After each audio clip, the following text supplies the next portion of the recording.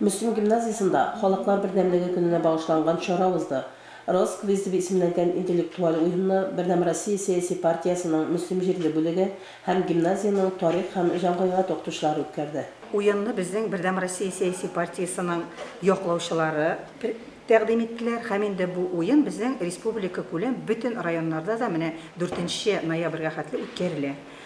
Бу уеннан мин нәрсә көттем? Мин инде бу уеннан көттем балаларның шушы көннең иштәлеген белүләрен, һәм инде гомумән үзебезнең тарихны белүне күрәсем килгән иде. Уенда гимназияның 11 сыйныф укучыларын берләштергән Мирас, җәмгыять һәм физмат командалары ярышты.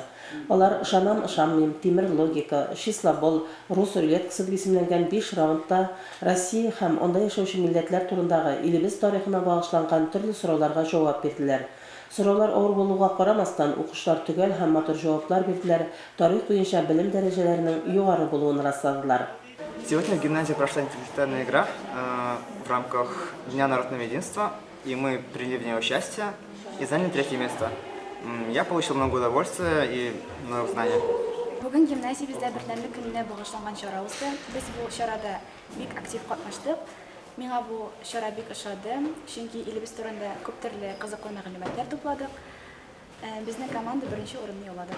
Җыелган гомуми баллар буенча җәмгыять командасы беренче урынны яулады. Физмат командасы икенче урынга чыкты. Мирас командасы 3нче урында. Партияның башкарма комитеты җитәкчесе Сәүия Хәбирова җиңүчеләргә Бердәм Россия сәяси партиясының грамоталарын һәм истәлекле бүләкләрен тапшырды.